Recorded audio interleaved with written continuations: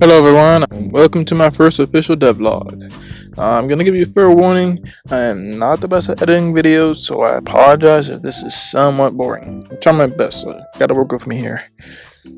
Alright, let's get into it. So, I've been learning to develop games for about 5 years now, all on my own. I thought, it's finally time to make a game that I can finish and put out there in the world. For a while I've been working on a horror game, and for this video I just want to give an overview of what the game is about and some of the things that I've worked on and completed. So the game is called Hotel Run, and it essentially is a physics-based horror survival first-person game where players navigate through a procedurally generated hotel, encountering numerous monstrous entities, boss rooms, and special rooms. There are 100 doors or rooms that players will go through while solving puzzles, looting and hiding, or fighting off enemies to make it to the last door and escape. The game, I'm thinking it can be played solo and up to 4 friends at least. It's a fully physics-based game, which should make it more challenging as players must work together to solve the puzzles, find keys to unlock doors, and escape.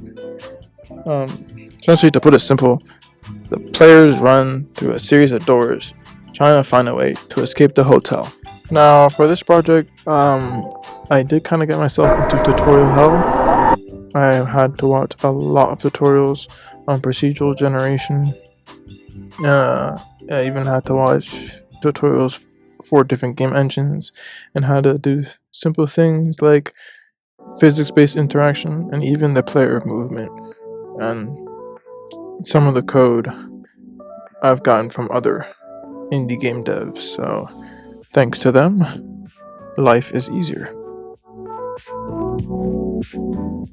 Let me show you a little preview of the work in progress so far. This is a little bit of how the game would look like. Ignore the blue objects. Those are just test objects. Now, if it isn't obvious, I am using the Unity game engine to make this game. Okay, so this is the procedurally generated rooms. It's just generated rooms in a straight line, no doors. You can simply just walk through, but I will change that later. There will be doors that you physically have to open.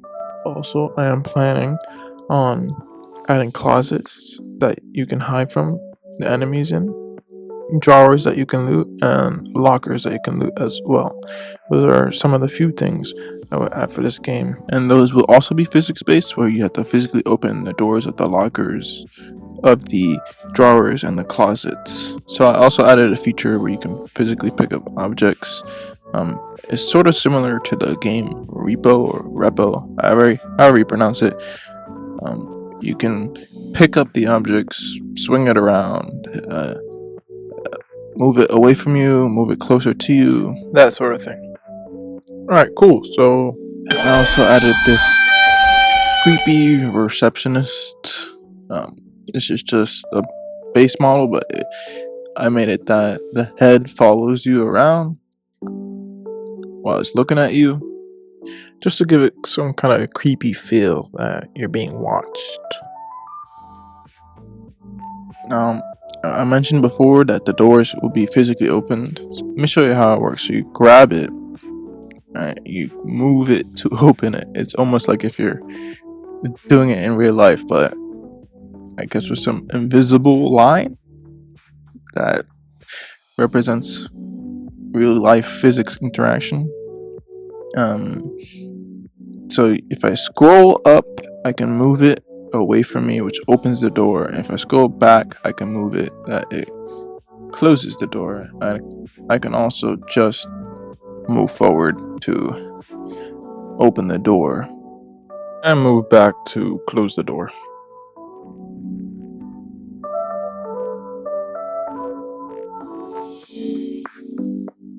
So that's just the overview. Here's another example of how opening and closing a door works.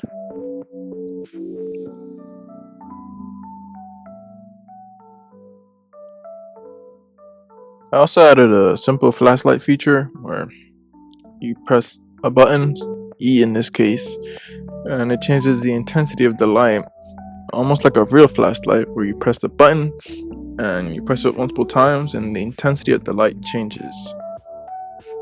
Now, I have been using Bezi, which is an AI agent. I've used up all my free trial, not sponsored by the way, but I've been using it. It's a super helpful tool, using it for some of the complex code like the procedural generation. I've used it to help me enhance it quite a lot. I've used it for a lot of things. It's a really helpful tool. So if other indie devs out there, I recommend trying this out. Overall, it is a super helpful tool. The free trial is like 100 credits, which is not bad. Once again, not sponsored. Honestly, I think one of my favorite things to do is just throw things around. I don't know why, it's just literally so fun. Like, just pick up items, swing it really fast, and just boom, throw it right off the map. Yeah, I'm just addicted to this, really.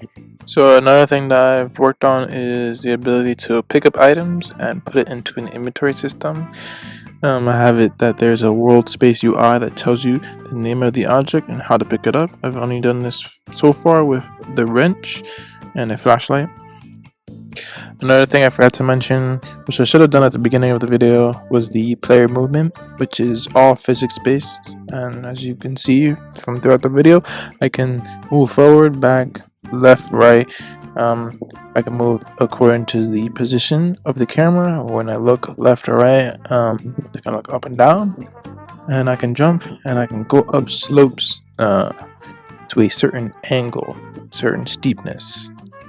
And I've also added the ability to break boxes. Let me show you real quick. I just hit this really hard. Now let me swing it. Let me try to swing it. Hold on. Yeah, I hit it, and then bam, it breaks. There you go. And I think this is a cool feature. I don't know what I might do with this yet, but something I'm definitely gonna add in the game. So if you made it this far in the video, I want to thank you so much for taking the time to watch this, because you most definitely did not have to, but you did. So thank you. This is the first devlog and preview of my work in progress horror game. There are many more to come, so please like, subscribe, and share, and stay tuned. Peace out, everyone.